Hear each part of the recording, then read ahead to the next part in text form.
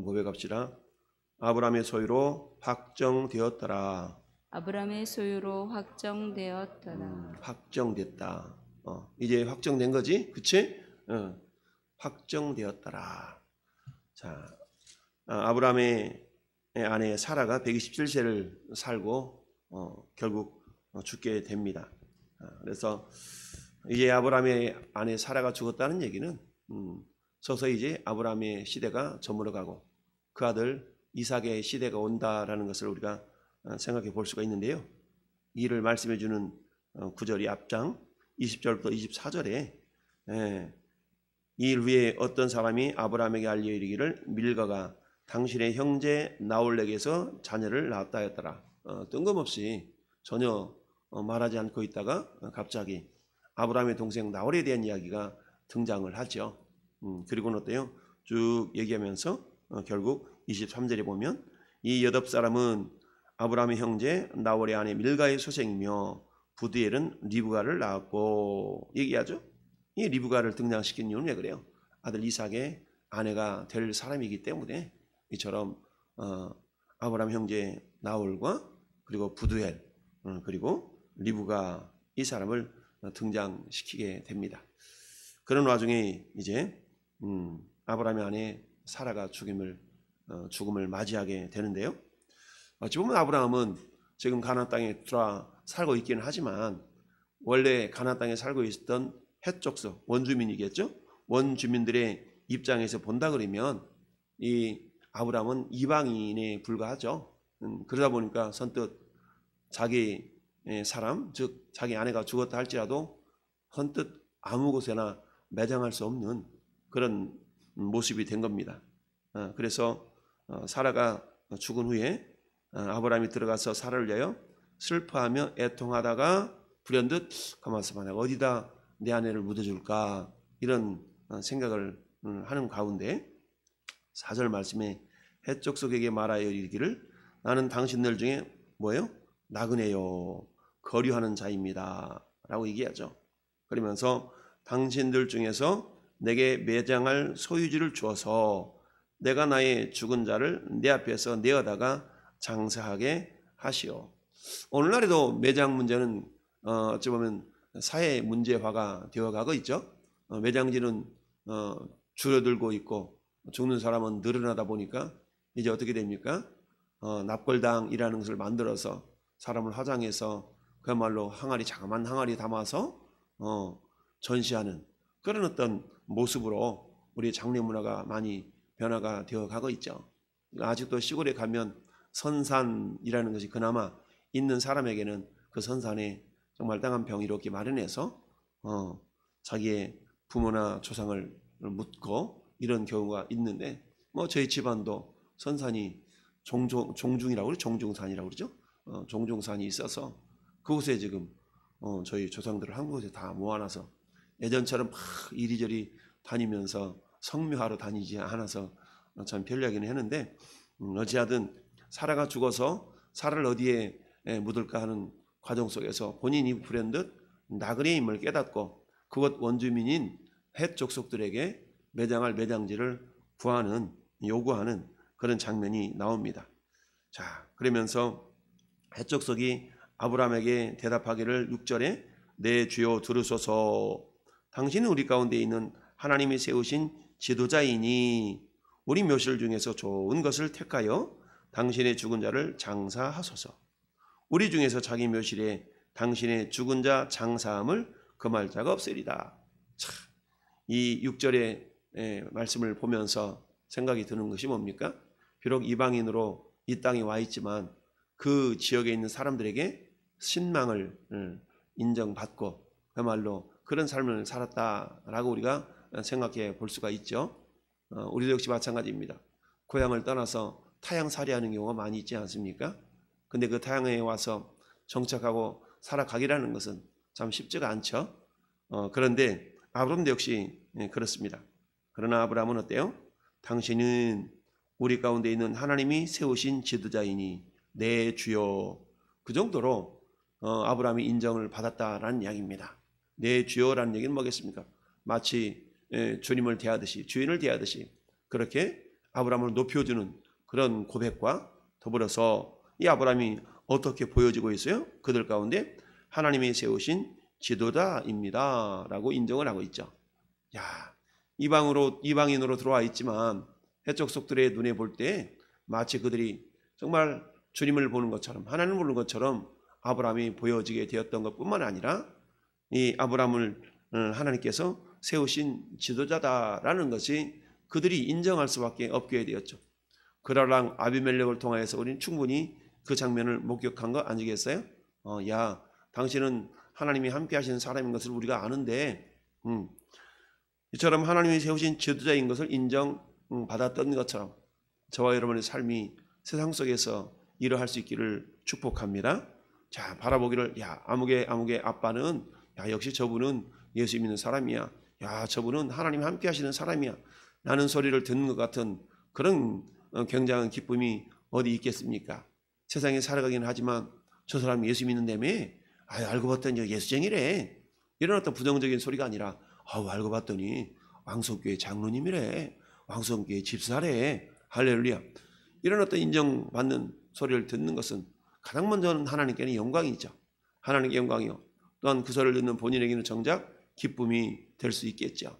이처럼 아브라함은 그 땅 사는 원주민들에 의해서 우리가 당신을 위해서 좋은 매장지가 있으니까 골라가서 마음대로 쓰시오 라고 지금 무상 제공하겠다는 의사를 밝히고 있습니다. 그러면서 우리 중에서 자기 묘실에 당신 죽은 자 장사함을 금할 자가 없으리다. 우리 묘실. 자, 이것은 뭐겠어요? 자, 이스라엘 나라 그 지역의 토지는 석회암 토질이라 가지고 흙을 이렇게 괭이 같은 걸로 이렇게 파기만 하면 쉽게 굴을 팔 수 있는 그런 어떤 토양입니다. 그러다 보니까 예전에 정말 초대교회 때에 핍박을 받고 박해받았던 사람들이 땅속에다가 막 굴을 파고 이렇게 신앙생활을 했던 그 로마나 저기 터키나 이런 지역과 비슷하거든요. 그러다 보니까 어때요? 이스라엘 그 지역도 매장지라고 하면 우리나라에 있는 그런 그 매장지와는 다르게 그냥 땅을 파기만 하면 벽처럼 돼서 그 굴을 파는 형식으로 매장지가 되어져 있습니다. 그리고 그들은 죽으면 다 조상에게로 돌아간다는 그런 풍습이 있기 때문에 대부분 그대로 산채로 그냥 굴 속에 염을 해서 집어넣어 두죠. 우리가 아는 예수님도 그렇지 않습니까? 예수님도 아르마데 요셉의 무덤에 예수님의 시신을 그냥 넣어 두었던 거 아니겠어요? 우리나라처럼 땅을 파고 그냥 묻어서 흙으로 확 덮어버리면 어떻게 다시 확인할 수가 없지만 그러나 이스라엘 나라의 어떤 그 장례 문화는 굴을 파고 그곳에 염을 해서 시체를 넣어두게 됩니다. 그러다 보니까 이 아브라함에게도 이 햇사람들이 그렇게 얘기를 하고 있어요. 자기 묘실에 이 말이 이미 굴처럼 파놓은 나름대로 자기들이 묘실이 있는 거예요. 그래서 자기 묘실에 당신의 죽은 자 장사함을 금할 자가 없을 겁니다 라고 이렇게 참 인정해 주니까 또 아브라함이 우쭐해서 그러하지 않냐고 겸손하게 아브라함이 일어나 그 땅 주민 헷 족속을 향하여 몸을 굽히고 겸손하게, 이 겸손한 모습이죠.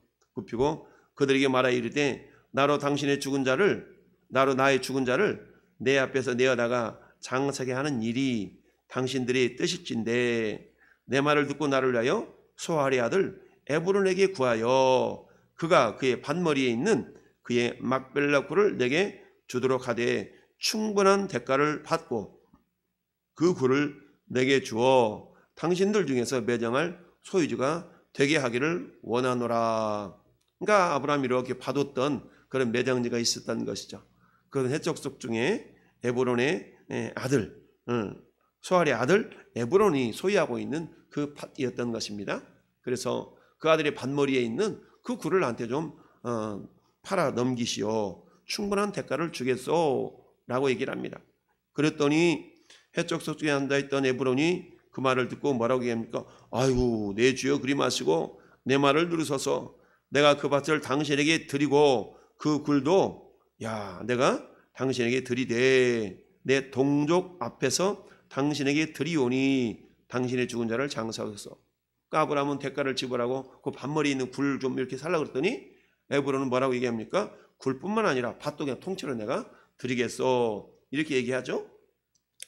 그러면서 에브론이 이렇게 말하니까 아브라함은 또 뭐라고 합니까? 아니요.